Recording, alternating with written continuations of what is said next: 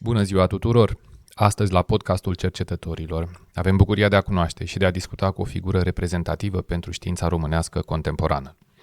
Invitatul nostru este un om a cărui carieră reflectă nu doar evoluția fizicii materialelor în România, ci și integrarea ei la cel mai înalt nivel internațional.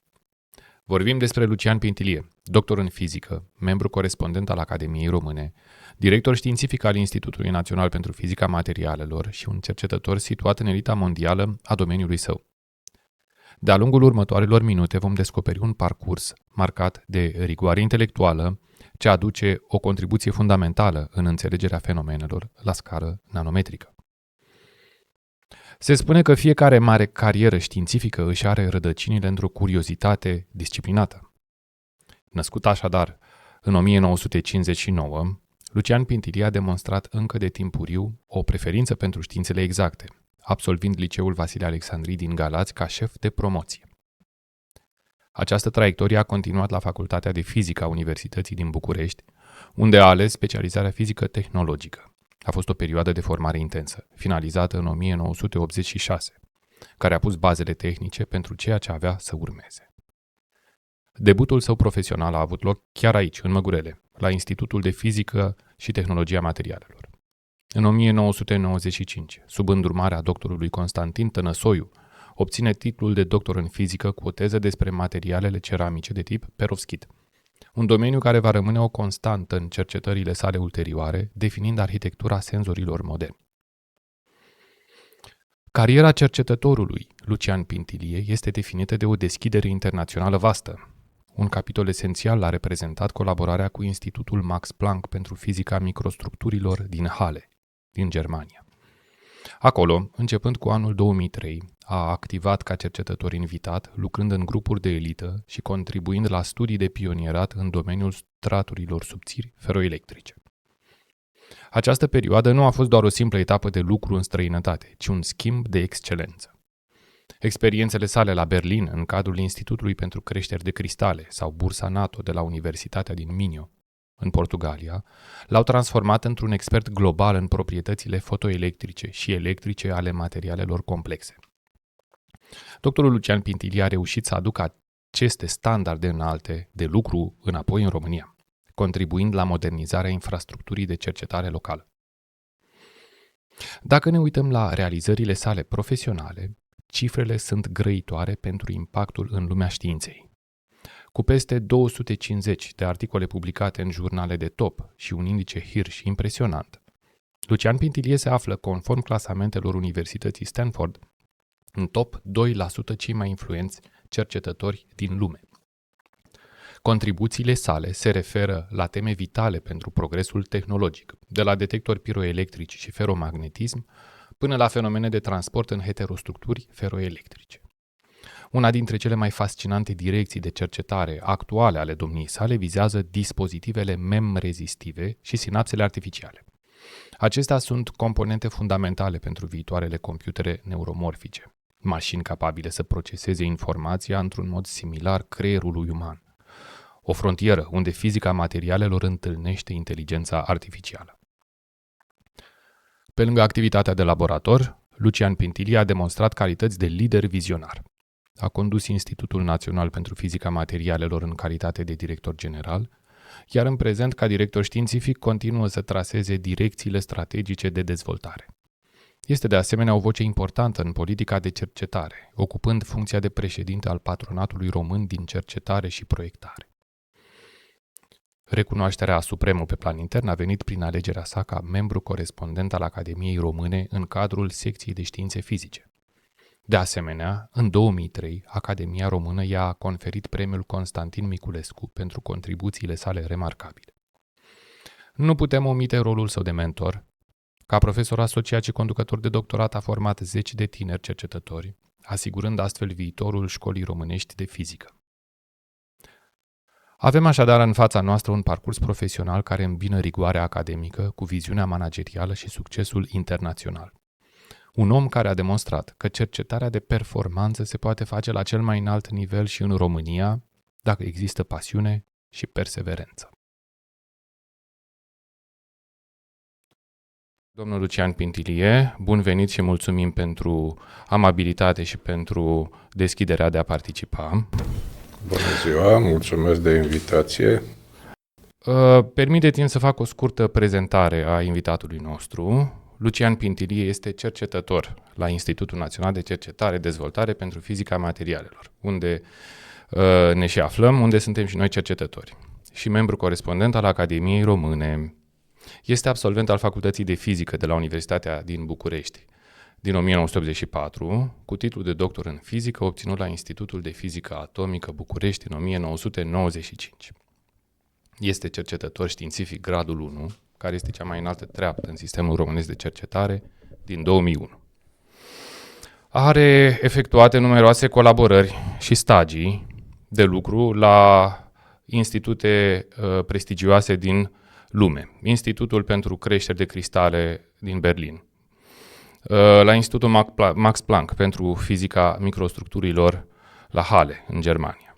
Bursier NATO la Universitatea Braga, din Portugalia, director general al Institutului Național de Cercetare Dezvoltare pentru Fizica Materialelor în perioada 2008-2013,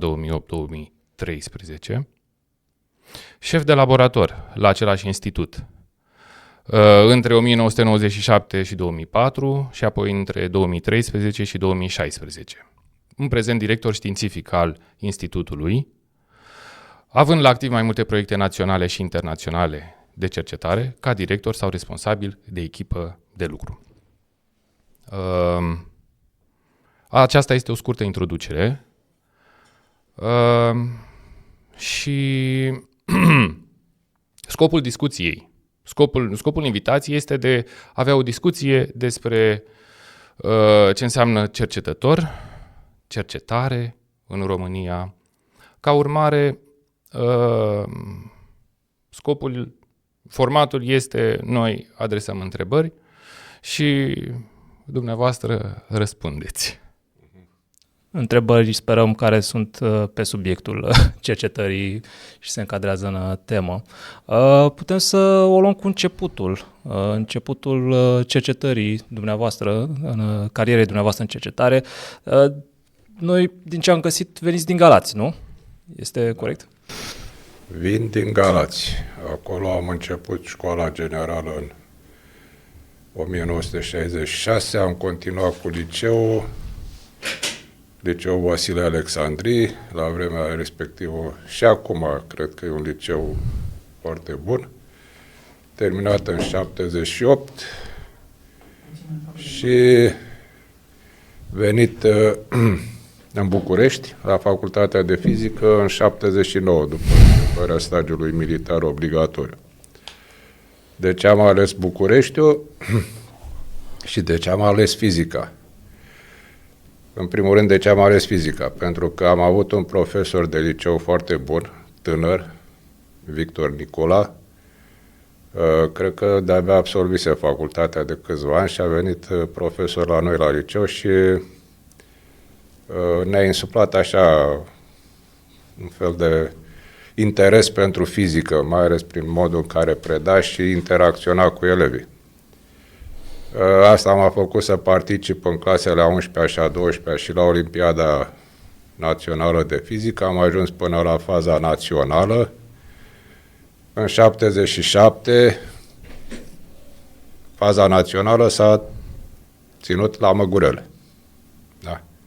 Măgurele tocmai fusese dată în folosință de câțiva ani, platforma cu Facultatea de Fizică, cu institutele de la vremea respectivă, cu internatele, căminele studențești, unde am fost cazați pe perioada Olimpiadei. A fost, cred că în aprilie, la scurt timp după cutremur, dar n-am fost afectați de chestia asta. Și atunci ni s-a făcut și un tur prin laboratoare celor care am participat și am văzut ce e aici, mi-a plăcut și ecosistemul existent. Deși eram în perioada comunismului, părea o imagine mai apropiată de un campus american universitar, cum era Măgurele la vremea respectivă. Și de aceea am preferat să dau aici examenul de admitere și nu la Iași. Și mai era o chestie de ordin practic. Între Galați și București era tren direct, între Galați și Iași nu era tren direct. Trebuia să schimb la Pașcani. Și am zis, gata, mă duc la București, am dat examen, am luat, mi-aduc aminte că erau 300 de locuri scoase la concurs, concurența era cam de 3 pe loc, cam așa. 120 de locuri erau la fizică tehnologică și astea erau cele mai vânate. Sper să mi-aduc aminte corect, la vremea respectivă fizica tehnologică făceau 5 ani și cei care făceau 4 ani erau pentru învățământ. Am dat la fizică tehnologică și am fost al 25-lea pe listă. Chiar m-am uitat atunci la rezultate și am văzut 10, 10, 10, 10, 10 și unul cu 9,99. Cine o fi idiotul cu 9,99? Eram eu. Greșisem o chestie la o integrală la matematică și mi s-au scăzut câteva sutimi. Și facultatea ca facultatea, foarte frumos. Vă spun că era altceva atunci viața de student la Măgurele, chiar dacă era comunism. Poate și din cauza anumitor protecții, să zicem așa, aici se organizau discoteci, se organizau audiții cu Led Zeppelin, Pink Floyd, alte formații rock la modă în perioada respectivă. Exista și oarece contrabandă controlată cu țigări, cu blugi, cu whisky, cu nu știu ce. Erau străini din Grecia, din țări africane, care studiau aici sau își făceau doctoratul aici. Deci viața de student a fost plăcută, să știți. Nici nu se compară atmosfera de atunci cu ce acum, parcă e un oraș părăsit, sau cel puțin campusul pare părăsit acum. Cam asta despre viața de student. Am terminat în 84, a trebuit să fac stagiatura, că așa era pe vremea aia, 3 ani trebuia să fii stagiar undeva pe industriile țării. Am făcut la combinatul chimic Giurgiu, care cred că nu mai există în momentul de față. Și mi-au aminte că ultimul an de stagiatură l-am făcut la fabrica de titan Zirconiu. Da. Deci conducerea de atunci avea intenția serioasă să dezvolte centrala de la Cernavodă, utilizând pe cât posibil materiale și tehnologii din țară. Și, nu știu, pentru că încă se avea o colaborare oarecum bună cu americanii. Americanii, prin satelit, detectaseră pe undeva pe malul Mării Negre un nisip care era bogat și în hafniu și zirconiu. Da. Pentru care s-a luat decizia să facă fabrica asta la Giurgiu, care urma să prelucreze mineralele astea și să obțină tecile pentru reactoarele de la Cernavod. Evident că odată cu căderea regimului, toate construcțiile de acolo au fost sistate și cred că acum nu mai există nimic. Terenul a fost redat agriculturii. Cam asta. În institut am venit oficial în 1987. Pe vremea aceea nu se numea INCDFM, se numea încă era IFTM, nu? Institutul de Fizica și Tehnologia Materialelor, IFTM. Așa era denumirea la vremea respectivă. Și am venit ca inginer tehnolog, pentru că asta era ce scria pe diplomă. Nu ca cercetător. Nu, nu ca cercetător. Dacă îmi permiteți, aș vrea să ne mai întoarcem puțin la momentul în care nu era foarte clar dacă veți fi cercetător sau nu veți fi cercetător. Pentru că, până la urmă, aceste situații sunt întâlnite în viața oricărui elev, student, nu, întrebări, eu ce fac?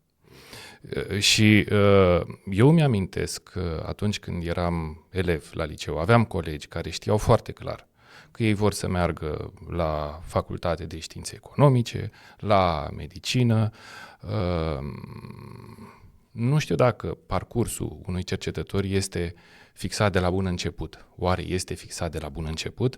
Sau ține de o conjunctură, de o sumă de factori care până la urmă fac să alegem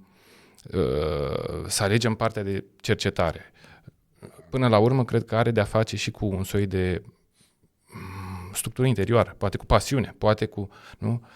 Munca de cercetare nu e neapărat cea mai generos remunerată, nu-i așa? Și atunci, de ce ai vrea să te faci cercetător? Da, cred că a fost o combinație de conjunctură și transformată după aceea într-un interes din ce în ce mai mare pentru activitatea de cercetare. N-aș numi-o neapărat pasiune. Da. Conjunctura și contextul a fost, v-am spus, cu profesorul de fizică din liceu, care mă ținea după ore și lucra cu mine separat, să zicem, îmi dădea probleme din culegerile la modă în vremea respectivă, în special Gheorghiu, nu știu dacă ați auzit de ea, era cu probleme date la Olimpiade internaționale și făceam și parte practică, care parte practică a însemnat, de fapt, da, așa am învățat că undele electromagnetice se comportă ca o undă luminoasă și pot fi reflectate, absorbite. Am făcut practic un experiment de laborator folosind un clistron care emitea un fascicol de unde electromagnetice și cu oglinzi plane sau semisferice ca să le focalizez, să le direcționez într-o anumită parte, deci unde care nu se văd. Da. Trebuia să mă joc tot timpul să găsesc unde e pe aici, intensitatea mai bună și toate astea le vedeam pe un osciloscop. Da. Deci asta a fost prima chestie care m-a atras către treaba asta. După aceea, în timpul facultății, am avut 2 semestre în care am lucrat în laboratoarele din fostul IFTM. Unul pentru practică, așa aveam un semestru de practică și am făcut într-un laborator unde se făceau fotorezistențe din sulfură de plumb pentru armată și lucrarea de licență, să zic așa, am făcut-o pe materiale feroelectrice pentru detecție piroelectrică. Da.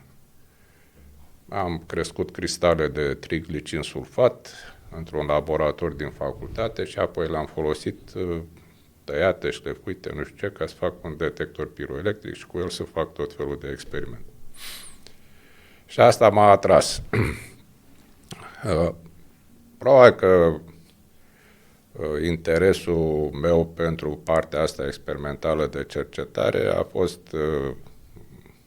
notificat și de cercetătorii din institut care au insistat după aceea să vin să lucrez acolo. Și am zis, ok, sigur că a fost și partea de familie, între timp m-am căsătorit cu fata unui cercetător care lucra la IFTM.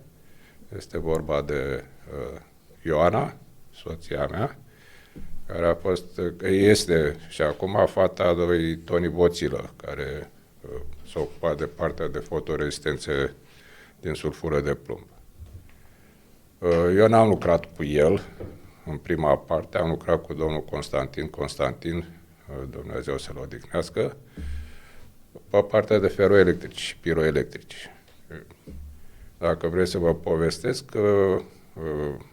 mai departe a fost echivalarea care s-a produs în 90 a inginerilor tehnologici cu cercetători. Da? În 90 m-am înscris și la doctorat. Pe vremea aia se puteau face doctorate la Institutul de Fizică Atomică.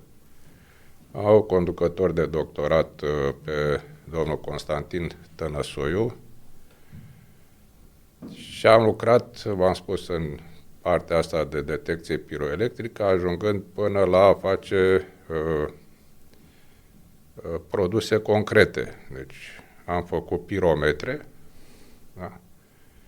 Cu detectori făcuți la noi și cu parte de electronică făcută la Microelectronica, care este decedată în momentul de față, cu tranzistori cu efect de câmp făcuți la IPRS Băneasa, cu afișaje cu cristale lichide făcute în institut. Deci toate componentele erau făcute local.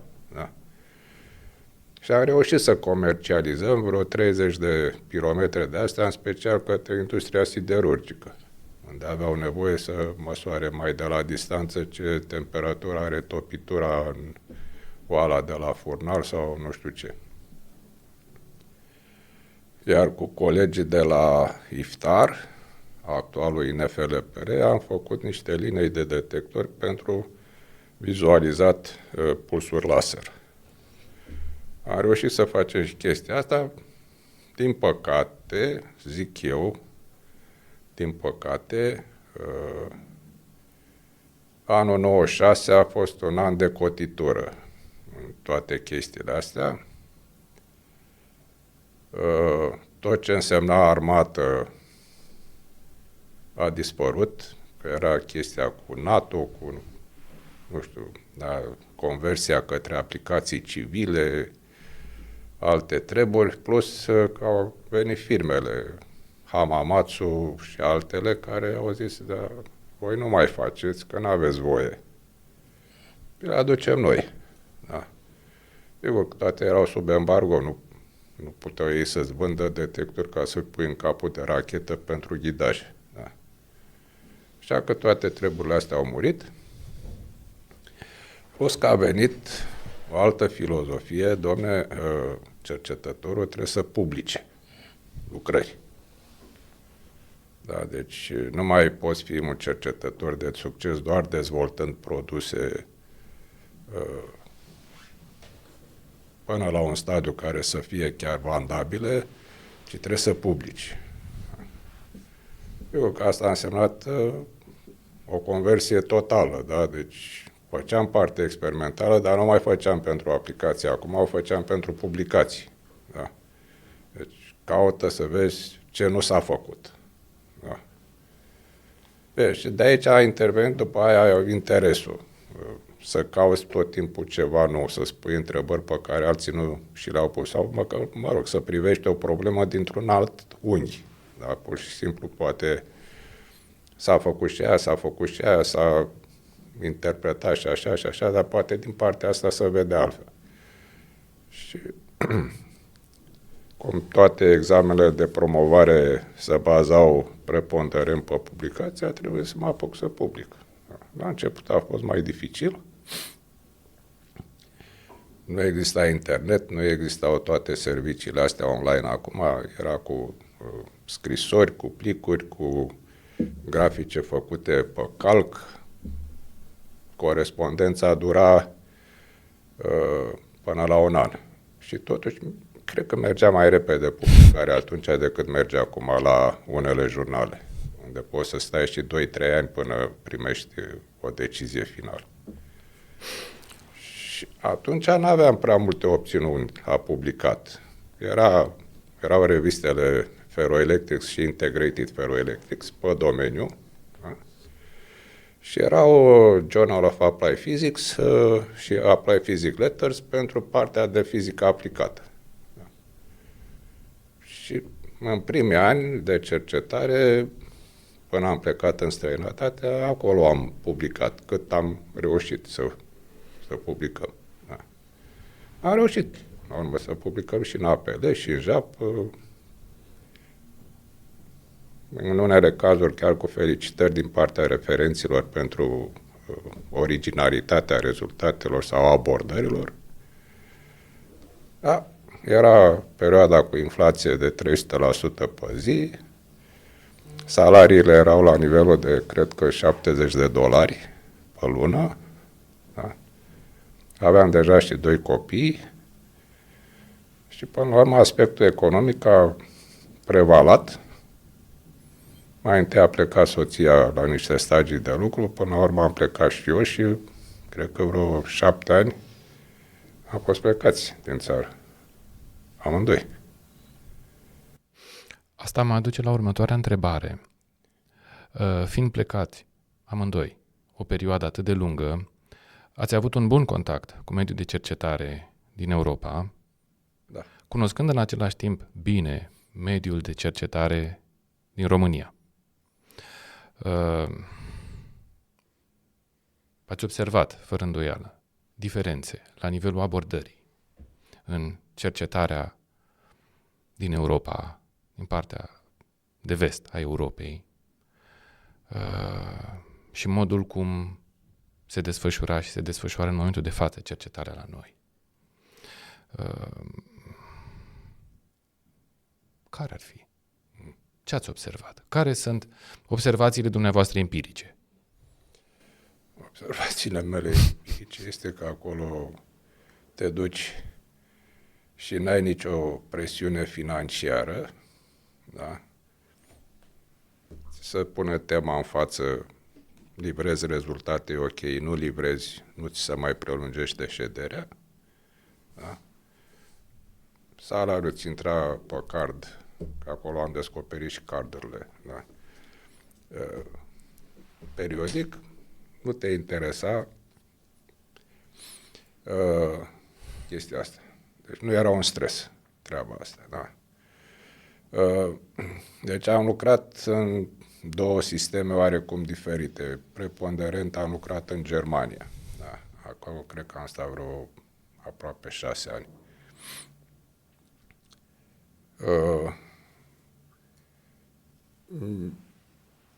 Nu prea exista colaborare, să zic așa, dar în general cam trebuia să te descurci singur.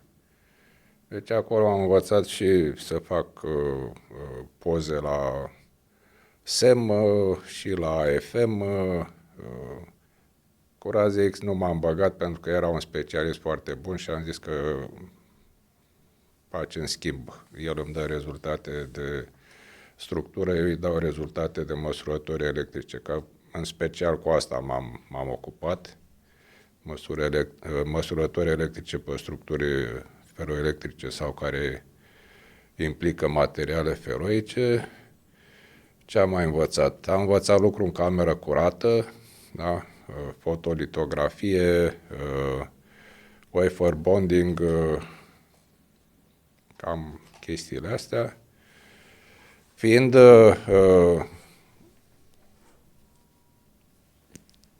cercetător, să zic așa, pe perioadă determinată, nu prea puteam să depun de proiecte.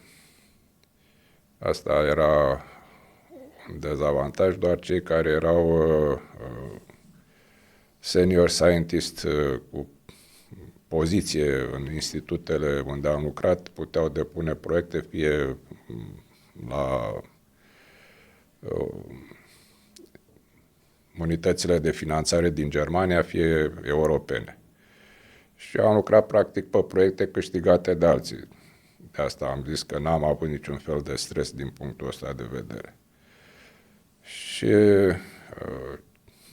o altă diferență, aș zice, semnificativă, lăsând la o parte finanțarea generală a sistemului, asupra căruia putem să revenim mai târziu, era libertatea de program. Da. Deci asta mi-a rămas în cap de la directorul pe care l-am avut la Hale, care ținea fiecare an o adunare generală cu cercetătorii și asta era filozofia lui. Institutul este deschis zi și noapte, aveți cartelă de acces. Pe mine nu mă interesează când veniți să lucrați, da? Pe mine mă interesează rezultatele. Și asta le văd în raportul anual. Dacă îmi veniți cu o lucrare cel puțin pe an, e ok. Dacă veniți cu mai multe, e excelent. Dacă nu veniți cu nimic, e o problemă. Da? Și problema era pentru cei care erau pe poziții pe perioadă determinată. Pentru că am văzut și colegi care se văzuseră cu saci în căruță, aveau deja postul pe perioadă nedeterminată, post permanent și mai veneau și ei cu o lucrare la un proceeding sau cu o lucrare la conferință. Deci, da. Chestii care se întâmplă și la noi. Da. Diferența era că acolo pozițiile pe perioadă determinată se puteau prelungi și până ieșeai la pensie. Deci nu aveai o limitare prin lege, că nu trebuie maxim 3 ani și după aia fie renunți la persoana respectivă, fie îl angajezi permanent. Da. Nu. Deci erau specialiști pe diverse instrumente, în special la transmisia, microscopia electronică de transmisie la TEM, veniți din spațiul ex-sovietic, care erau acolo de 20 de ani. Da. Și erau mutați dintr-un proiect în altul, dintr-un proiect în altul, pentru că deveniseră atât de buni încât nu își puteau permite să renunțe la ei.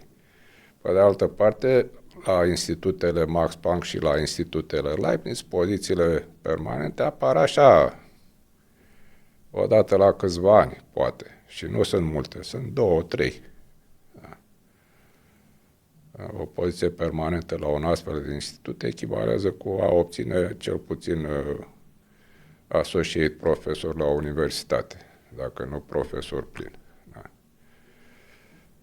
Deci, la Halle, cel puțin unde am lucrat aproape 5 ani, din departamentul în care am lucrat eu, cred că erau 10 poziții permanente și 70 de doctoranți, postdoci și visiting scientists.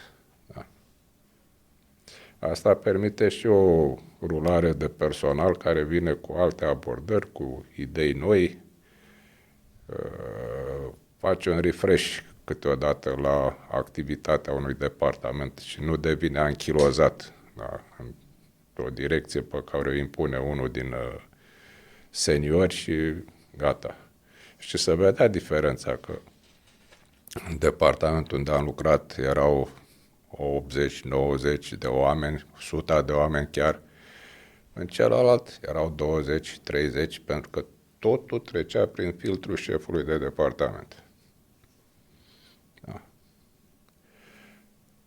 Da, sunt diferențe mari, da, între cum este organizat sistemul de cercetare acolo și cum este organizat sistemul de cercetare la noi. Da, dacă vreți să insistăm pe chestia asta, pot să vă vorbesc o oră întreagă, da? Pentru că pozițiile în care au fost mi-au permis să înțeleg diferențele majore, da? Și ce ar trebui făcut, poate, ca să fie și la noi altfel ca dincolo, că toată lumea zice vrem o țară ca afară, dar nimeni nu face nimic pentru chestia asta, cel puțin la nivel guvernamental. Da? Oare e nevoie să eficientizăm lucrurile sau e nevoie de o schimbare radicală? Sau putem face o schimbare radicală? Este fezabil? Da, este fezabil, de ce nu? Acum, în Germania, da, unde cunosc mai bine sistemul, Portugalia am fost doar pasager un an de zile, eram bursier, aveam treaba strict de făcut, să implementez acolo partea de piroelectricitate, să o învețe și ei. Nu o să discut despre asta, dar în Germania, uitați-vă, da, e un sistem foarte complex, pus la punct în câteva zeci de ani, da? După al doilea război mondial. Unele chestii existau și înainte de al doilea război mondial.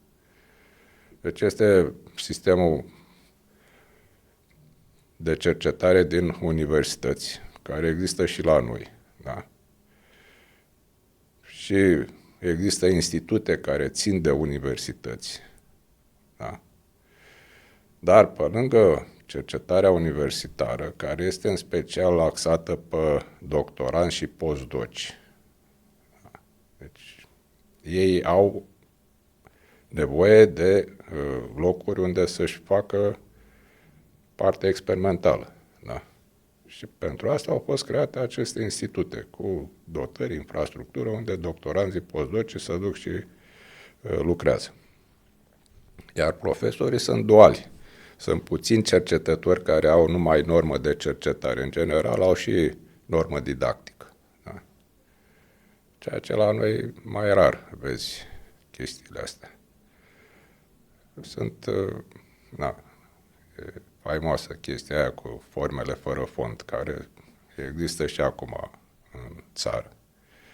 Apoi există tot felul de asociații. Da? Max Planck, poate e cea mai cunoscută, da? Fraunhofer, iarăși, mai cunoscută. Leibniz, poate e mai puțin cunoscută. Da? Mai e Helmholtz, asociație. Da? Max Planck e orientat mai mult spre cercetare fundamentală. La ei nu se pune problema că e teoretică sau experimentală. E cercetare fundamentală. Deci, acolo, dacă e să vorbim în termen de readiness level, se testează până la 3. TRL 3. Da. Deci, important e să-ți confirmi sau infirmi o idee. Da. Nu neapărat să faci ceva concret. Da. Apoi este Fraunhofer, care este mai spre aplicativă către aplicații. Deci, și care interacționează mult mai mult cu partea industrială din Germania. Da. Și chiar e încurajată colaborarea asta între mediul privat și Fraunhofer, mai ales pe partea de industrie auto, da? Sau IT, sau alte chestii care au apărut între timp. La Max Planck, cred că peste 80% din fonduri vin de la buget. Cam 85%. Restul sunt contracte cu proiecte europene sau alte proiecte câștigate pe diverse scheme. La Fraunhofer cam 50-50. Da. Dar industria chiar apelează la institutele Fraunhofer pentru cercetare. Da. Nu are rost să investești ca firmă să-ți faci laboratorul tău de microscopie sau de raze X sau de nu știu ce studiu coroziune și alte chestii. Te duci și îl folosești pe cel care există cu expertiză cu tot la un institut de cercetare. Da? Leibniz e o combinație de finanțare între landuri și bugetul central. Și sunt fiecare land și-a definit niște priorități și ține aceste institute. Iar Helmholtz e o rețea de câteva centre foarte mari, unde zic ei că fac cercetarea pentru viitor.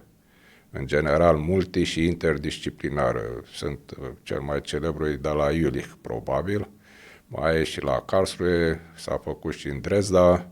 Sunt câteva doar. Centre de astea foarte mari, probabil fiecare cu cel puțin 5-6 mii de cercetători. Dar la ei, bugetul, nu mai știu acum cifre actuale, dar sigur este peste 2%. Da. În timp ce la noi? E 0,1%. Da.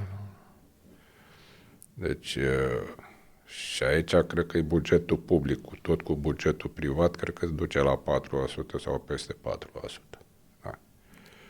Deci vorbim de existența unui ecosistem în care există o interdependență între partea de cercetare, partea de producție, partea de tehnologie, partea de companii private.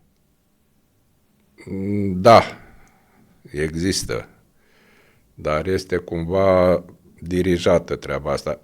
Și la ei există așa numita valea morții, deci sunt rezultate care n-ajung foarte ușor în piață. Da?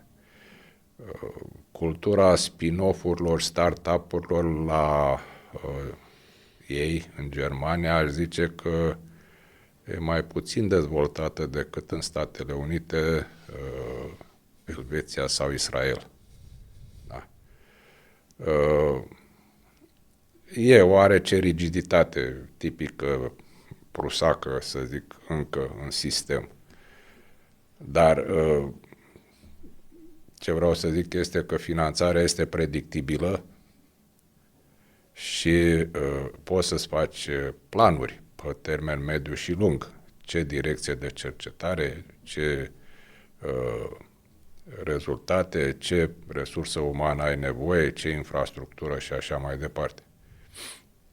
Da, apropo, deci banii ăștia nu vin așa și nu mai te întreabă nimeni ce ai făcut cu ei.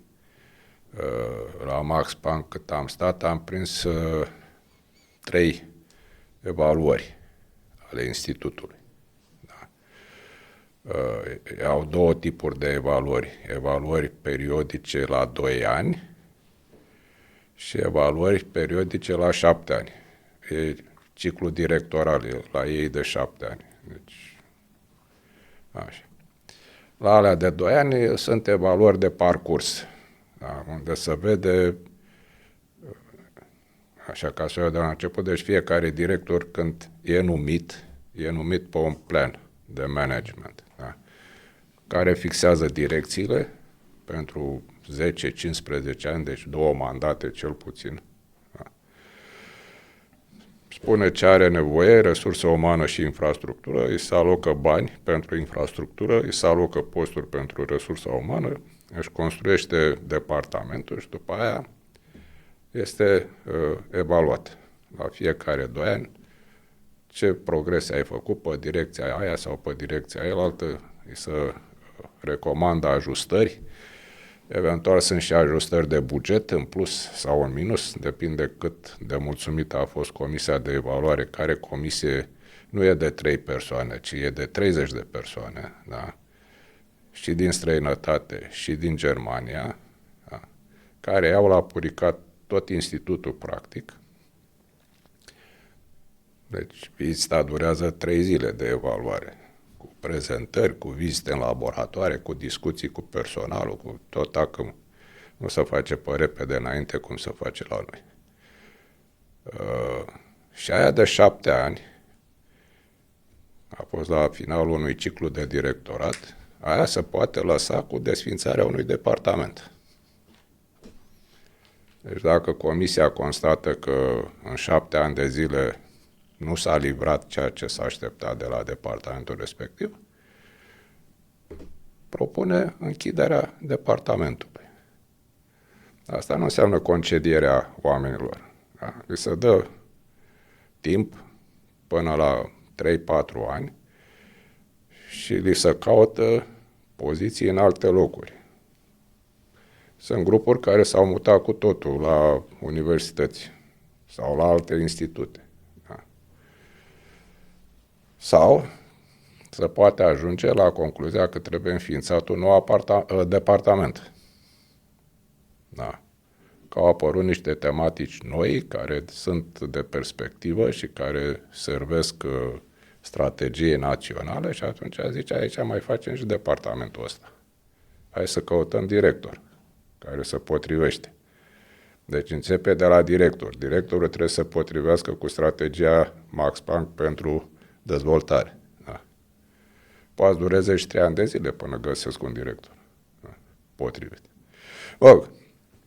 Deci e făcut așa, ca să zic, nemțește. Da. Fără grabă, așezat. Da. Da. e predictibil, totul e predictibil, sistemul e predictibil, știi la ce te aștepți când te duci acolo. Da. Ce salariu ai, ți se spune de la început și ăla este, da. Ce sarcini ai și ce rezultate se așteaptă de la tine și cam atât, în rest ești liber la treabă. Da. Aici, la noi, toate problemele încep de la finanțare. Când nu ai o finanțare predictibilă, dintr-o dată intervine stresul, da, mai ales pentru cei care mai au și familii, da, stresul zilei de mâine și plus că finanțarea asta pe proiecte duce la fragmentare și la fărâmițare. Da. Și într-o instituție, fragmentarea și fărâmițarea nu e benefică, pentru că poate să ducă la conflicte în loc să ducă la colaborare. Da. Deci, problema cea mai mare a sistemului de la noi este finanțarea.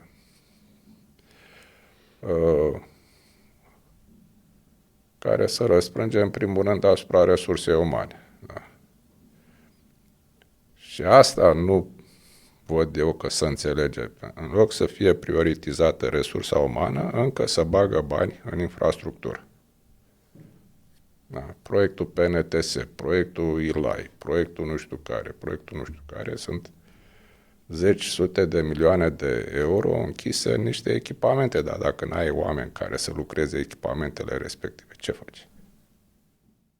Da, voiam să vă întreb despre livrabilele pe care cercetătorul este așteptat să le ofere în schimbul acestor bani din proiecte și care a fost diferența pe care ați observat-o între venind dintr-un mediu în care ați lucrat într-un institut românesc socialist, care era mai mult ca un fel de mini-fabrică. Era o fabrică de tehnologie avansată, cercetarea, inovarea erau mai puțin importante pentru regim decât producția efectivă de tehnologie, care poate deja exista pe piață, dar era important să fie făcută și la noi, să avem know-how, cum se zice.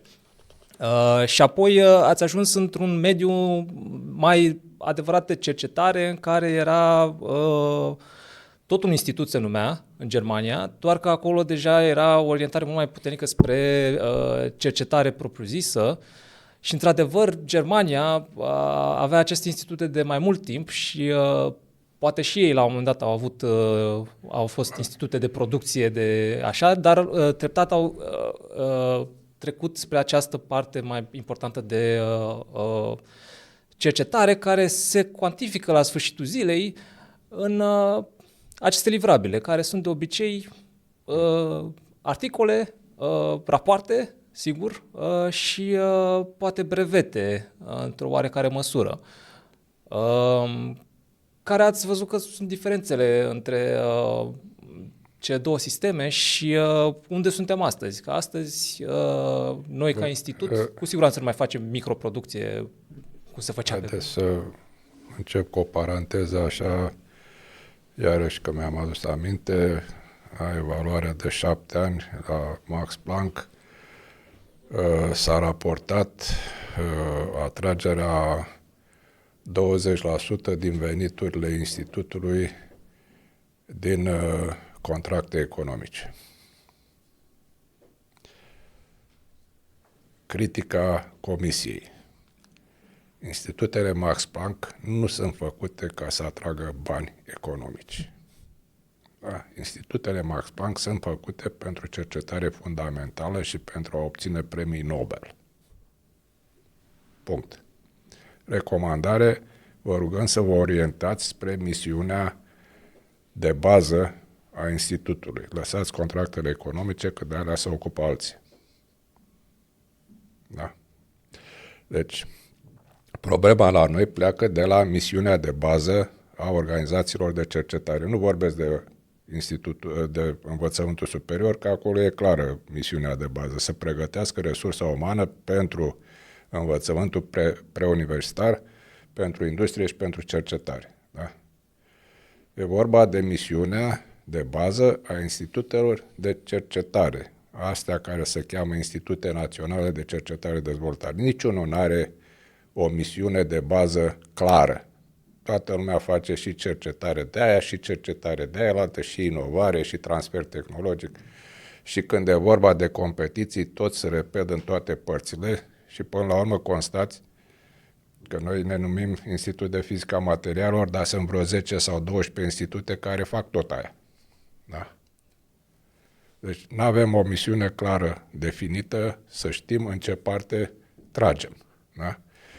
Plus că paradigma s-a schimbat de vreo 3 ori de când am intrat eu în cercetare. Da, sigur că în perioada comunistă, fiind autarhie, trebuia să facem și să ne descurcăm la fața locului cu ce aveam pentru industria socialistă.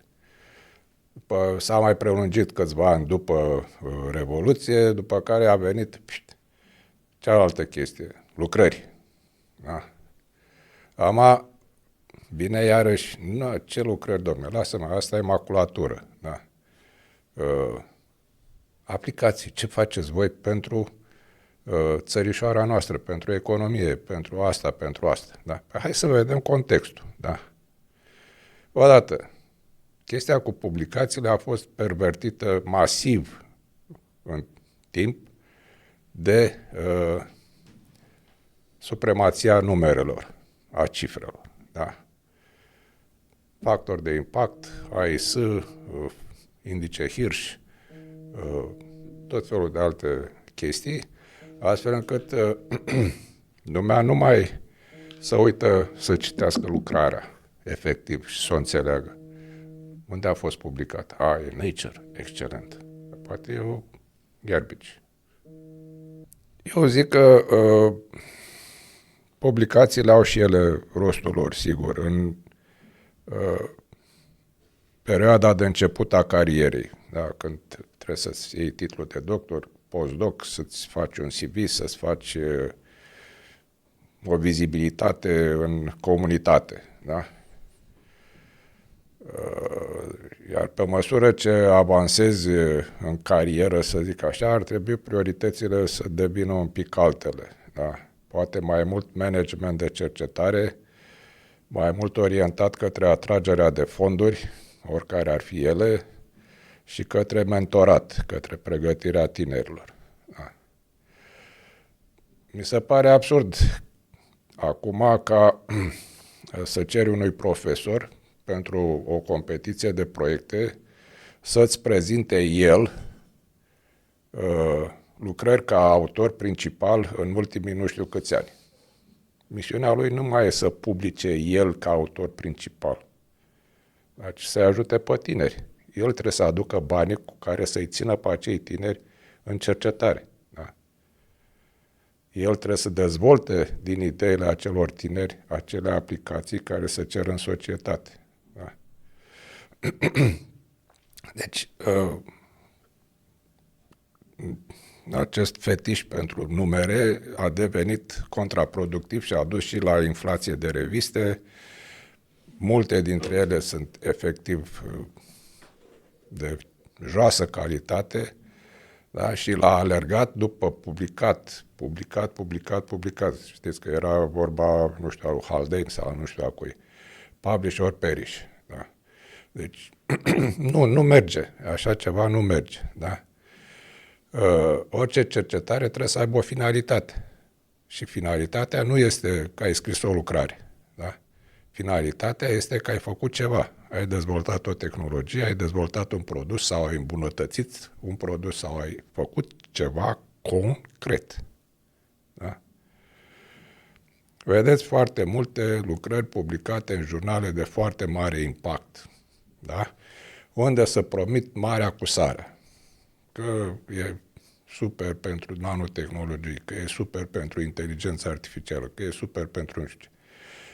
Urmărește cineva după aceea ce se întâmplă? Adică să vezi autorii aia au făcut mai departe ceva sau ideea respectivă s-a dus undeva. Foarte rare cazuri se întâmplă ceva. Apoi mai e ciclul de cercetare, da? Pentru că de la idee până la produs poate să treacă 10-15 ani. Treci printr-o fază de confirmare a ideii, testarea ei în laborator, da? Dezvoltarea unui set, să zicem, care să-ți permită o statistică mai bună și să confirmi că este fezabilă și poate merge mai departe către valorificare. Apoi trebuie să cauți valorificatorul. Da? Și aici intervine marea problemă. Da? Că ați văzut și la noi în institut, se dezvoltă unele produse. Da? Până la stadiul de funcțional, îl duci la expoziții, îl prezinți, vede lumea că funcționează, că se întâmplă ceva, dar rămâi cu el în sertar sau pe hol sau în laborator, că valorificatorii noștri nu sunt dispuși să investească. Da? Și asta e marea problemă la noi, că spre deosebire de Silicon Valley sau, nu știu,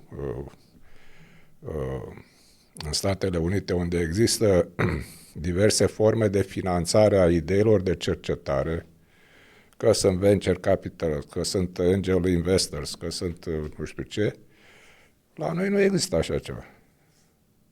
Nu există, da? Antreprenorul român are un apetit foarte redus pentru a investi în ceva nou, da? Iar multinaționalele se duc și își fac cercetarea la headquarter, da? La sediul central din țara respectivă, da? Sau în țara respectivă. Da? Dar institutul nostru, cum este el acum organizat și orientat, este orientat către aplicații high-tech, da? Care sunt într-un progres vizibil de la zi la zi. Da? Or, la noi, industrie high-tech lipsește cu desăvârșire, că da, industria auto ce se face la noi nu poate fi numită industrie high-tech, totuși. Da? IT-ul la noi se rezumă la conceperea de linii de program, de aplicații pentru telefoane, de jocuri și alte chestii. Nu faci hardware, nimic. Da? Ce a fost pe platforma de la Băneasa s-a distrus cu mare bucurie. Și atunci, sigur, cu ce te duci în fața societății? Ce să-i spui? Da. Uite, am făcut un tranzistor nou. Uite, am făcut o memorie nouă. Uite, am făcut un detector nou. Și ce? Cu ce mă încălzește chestia asta? Păi da, dacă chestia asta o pui într-un sistem integrat, să zicem, poate să-ți reducă consumurile de energie, de exemplu, da? Poate să ai o viață mai bună, că îți monitorizează semne vitale și alte chestii în timp real și poți să știi care e starea ta de sănătate, da? Dacă le pui într-o rețea de dispozitive de astea inteligente, poate să-ți facă un mapping de poluare sau tot felul de alte chestii în timp real, da? Cum ar fi ca fiecare telefon să aibă, cred că au deja, senzor de CO2 sau senzor de alte gaze periculoase integrate și cu antenă să transmită la o unitate centrală care îți face mapping-ul Bucureștiului și spune, vezi că în zona aia e o problemă. Da? Se pot face multe lucruri, numai că nu ai cu cine. Da? Unde să te duci să-i spui, băi, uite, eu am ideea asta, să facem așa și așa și așa și eu spun la dispoziție materiale ca să faci senzori de ăștia. Da. Dintre rezultatele recente ale grupului dumneavoastră, că ați menționat foarte multe aplicații care chiar sunt, de fapt, în area de interes a cercetărilor dumneavoastră. Puteți da, să zicem, un exemplu și deschidem către, dacă se uită vreun antreprenor sau mediul privat, un investitor, un înger, puteți da un exemplu de aplicație care ar putea fi venită din INCDFM, din laboratorul în care lucrați și care ar putea fi de interes. naționale, internaționale? Sunt, în mod sigur sunt. Deci cea mai de succes, să zic așa, până acum a fost cu detecția piroelectrică. Da? Și avem deja colaborare de ceva timp cu o firmă din țară pentru dezvoltat energimetre laser autohtone, da. Și posibil cu extindere în piața Europa Centrală și de Est la prețuri mai mici, zicem noi, decât ceea ce se poate cumpăra în momentul de față de la firmele consacrate. Avem rezultate bune și pe domeniul memoriilor nevolatile, dar aici nu avem cu cine. IBM România nu face hardware aici, Intel nu face, da, și oricum au cercetările lor pe direcția asta. Ceea ce mi se pare o nișă de exploatat în momentul de față este hardware-ul neuromorfic. Da. Asta mi se pare o nișă pe care am putea să o exploatăm, pentru că ceea ce se cheamă acum inteligența artificială este departe de analogiile forțate care se fac cu creierul uman. Da? Este bazată tot pe tehnologie CMOS, neuronii și tot dispozitivul este pe tehnologie CMOS, energofag, fără doar și poate.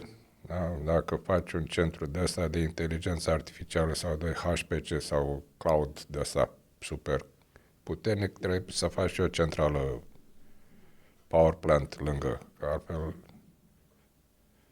îți mănâncă toată energia din grid. Ori dacă te duci spre ceva care să simuleze măcar parțial creierul uman, care consumă sub 20 de W, da, și face ce face, trebuie să găsești alte soluții de hardware pentru CPU, pentru unitatea care procesează informația, și creierul o și stochează în același loc, nu numai că are stimuli cu care corespondează, îi vine informația, o procesează, trimite feedback-ul către stimuli, dar și memorează, învață tot timpul. Da? Când o să ajungem la un hardware de ăsta, atunci o să zici, dom'le, da, s-a făcut ceva progres, da? Care să funcționeze cu o baterie, nu cu o centrală nucleară electrică. Da, și aici, din păcate, am început o colaborare cu o firmă care s-a stopat din lipsă de finanțare. Da. Domnul cu care am colaborat umblă acum prin Statele Unite să găsească investitori ca să dezvolte un concept pe care l-am inițiat la noi în institut de memory store pentru rețele neuromorfice artificiale. Da. Au reușit să facă ceva, din cât am înțeles, am zis, pe partea de algoritm și de chestii de astea nu mă pricep, dar cum funcționează memory store-ul am înțeles și am reușit să facem ceva decent până acum. Și vreau să dezvoltăm chestia asta, dacă se poate, cu cum s-o putea, nu știu, că mă îndoiesc că o să găsim investitori pentru așa ceva la noi în țară. Da. Singura șansă este să obții un rezultat atât de bun încât să atragi investitori din altă parte. Apropo de aplicații, în momentul de față, singura soluție pe care o văd eu este spin-off-ul sau startup. Da. Deci, încă mai există finanțări pentru așa ceva, fie prin fonduri structurale, fie prin ajutoare guvernamentale. Sunt mici, adevărat, nu poți face o linie de producție cu 200.000 de euro, să fim serioși. Da? Dar poate, cum vorbește acum toată lumea de parteneriat public-privat, punând institutul la dispoziție infrastructură și firma să vină cu comenzile și cu nu știu ce, s-ar putea ajunge la o conviețuire care să facă spin-off-ul cât de cât de succes să se poate auto-dezvolta după aceea. Da?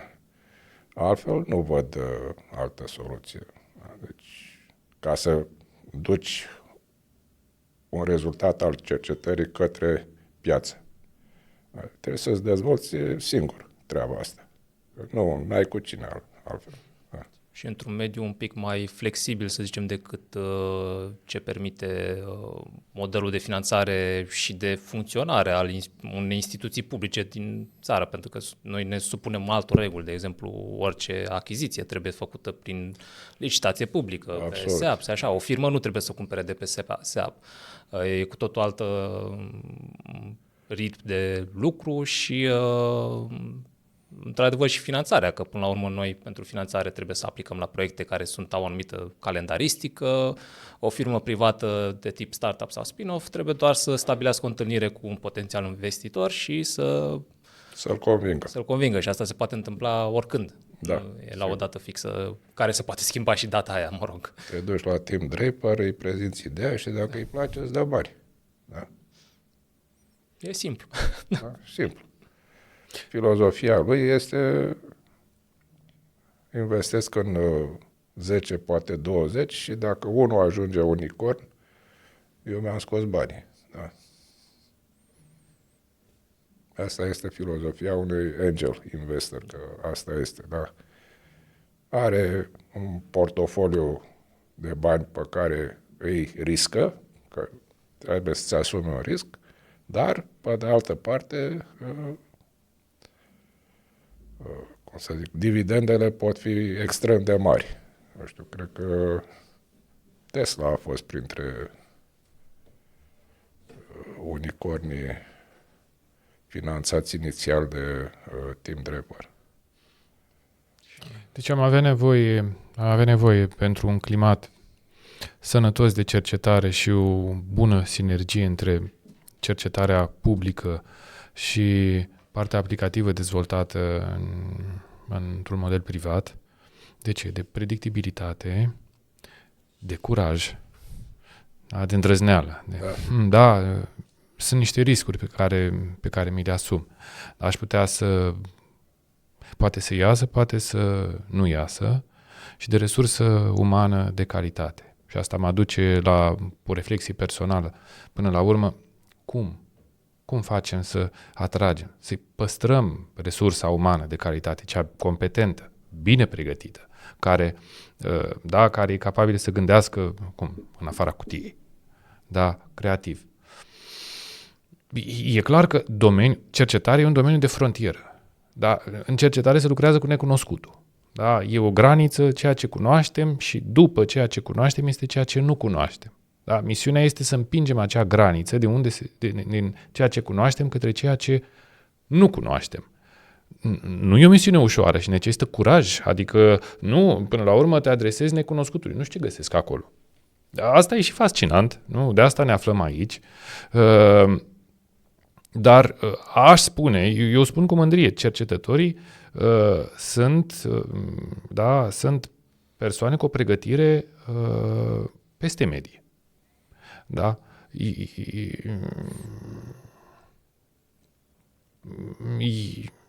Care ar trebui să rămână, nu să fie gonită, nu știu. Ce părere aveți? Nu știu, deci părerea mea personală iarăși este că nu toți cei care lucrează în cercetare și se auto-intitulează cercetători au și vocația de cercetător. Da? Pentru că, așa cum ai spus, cercetător înseamnă să spui întrebări dincolo de ceea ce se știe în momentul de față. Dar sunt și colegi care reproduc ceea ce se face sau se specializează pe o tehnică de caracterizare sau pe alte chestii sau sunt pur și simplu niște persoane de push buttons. Da.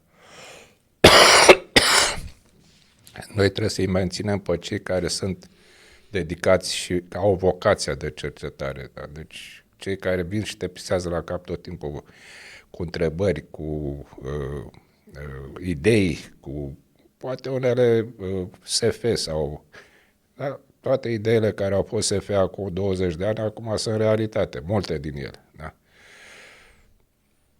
Cei care stau liniștiți la orele de program și execută, aia eu nu i-aș numi în mod neapărat cercetători. Sunt foarte utili pentru că îi degrevează pe cei care gândesc, da?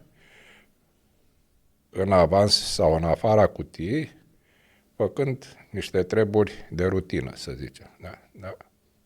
Care ar trebui, în mod normal, să fie preluate de ingineri. Da?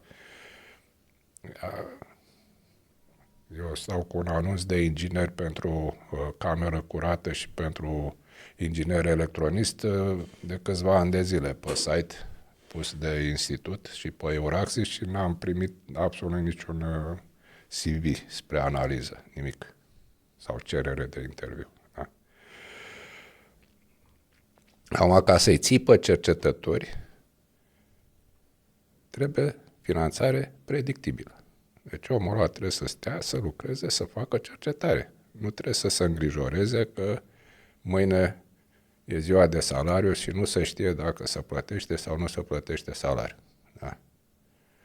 Deci, odată finanțare predictibilă, salarii decente, ceea ce cred că se asigură în bună măsură, da? Salariu decent, un mediu de lucru colaborativ și stimulant pentru cercetare, da? Și bonificație pentru performanță, că până la urmă și asta contează, da? Dacă cineva face ceva efectiv deosebit, atunci să simtă că a făcut ceva deosebit. Un premiu, o primă, ce se poate în condițiile actuale, nu știu. Da.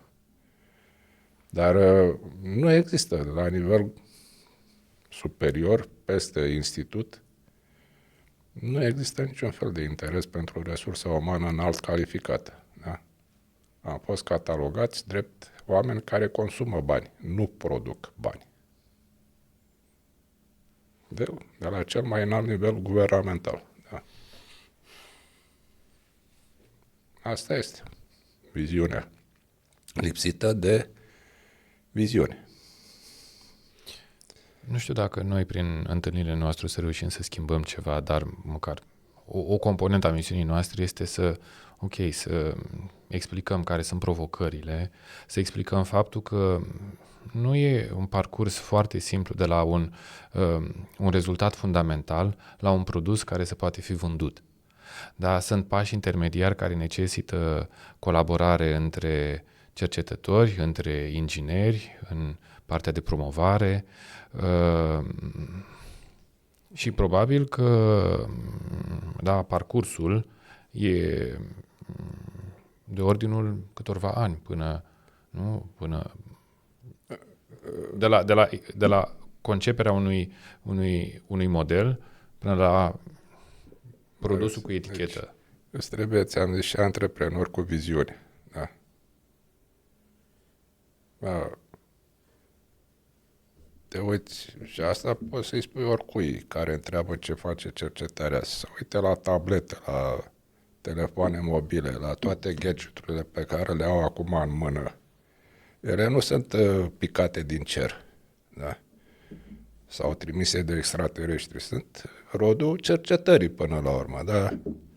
Tot ce ei băgat aici înseamnă cercetare de material, cu multă fizică, chimie, inginerie de material în spate, apoi dezvoltarea de componente, că ăsta nu știu câte milioane de componente are în el. Da?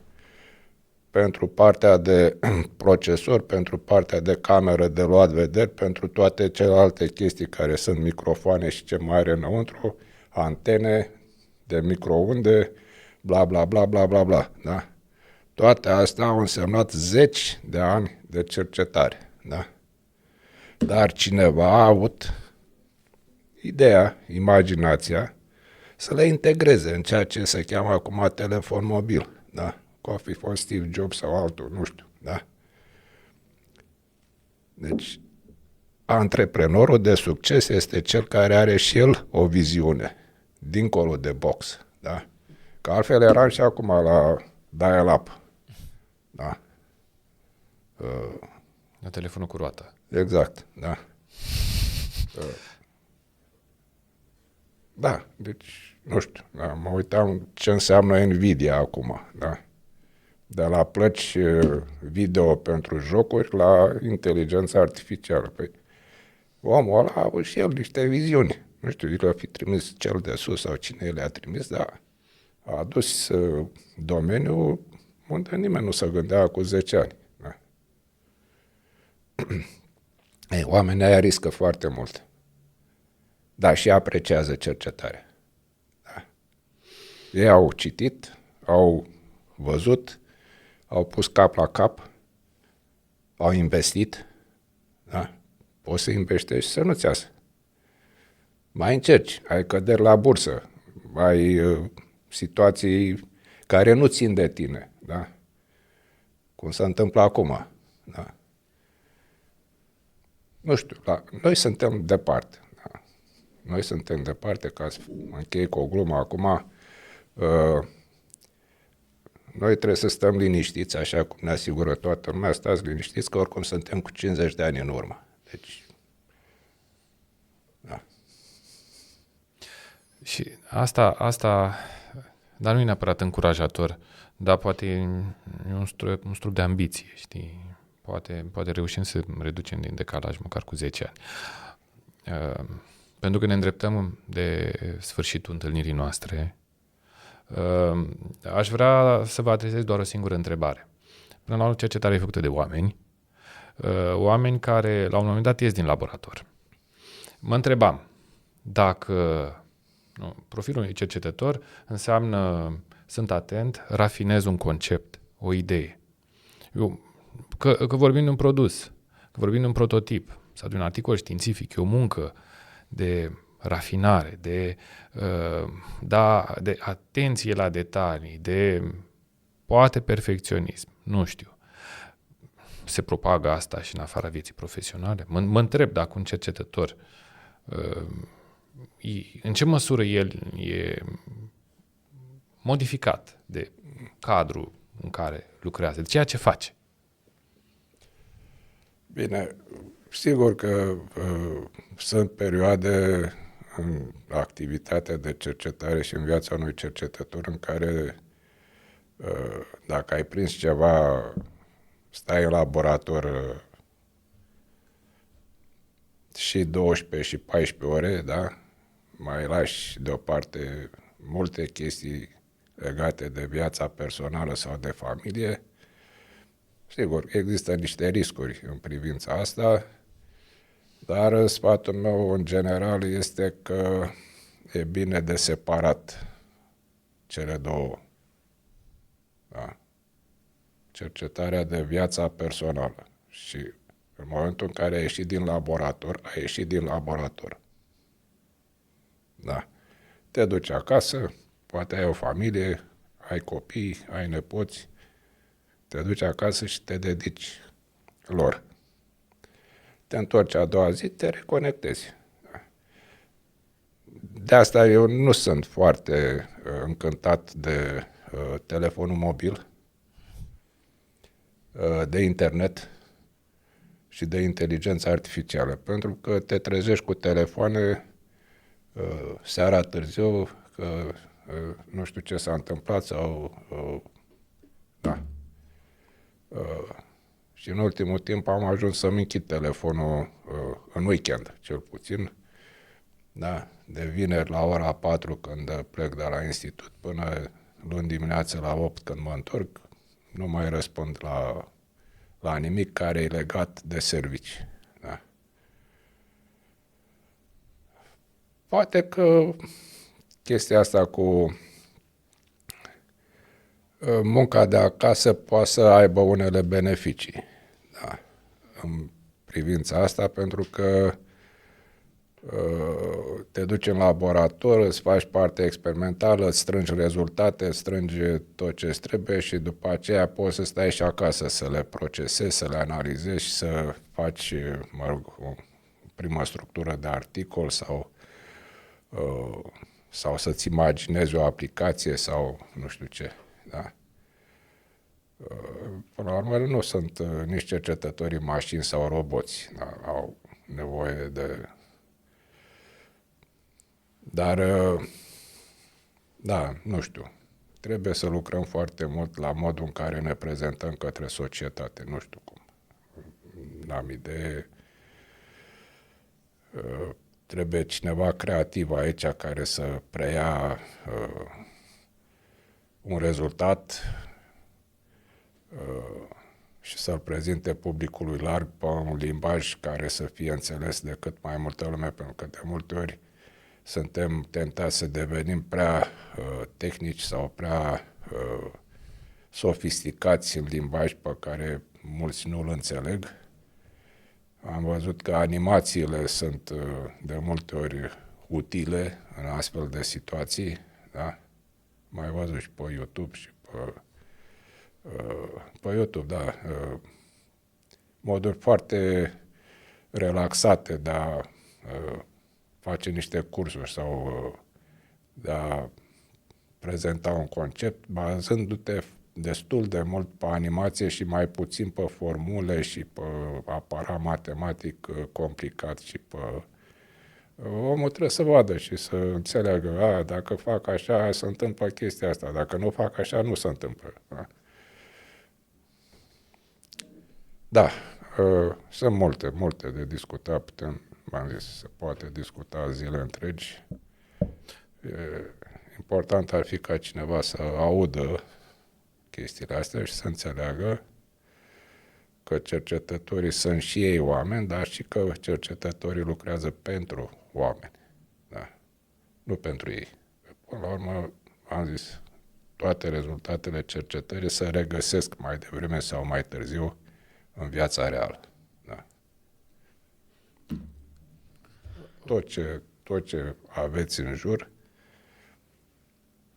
a fost la un moment dat o idee, o testare, da, o cercetare. Vă mulțumim!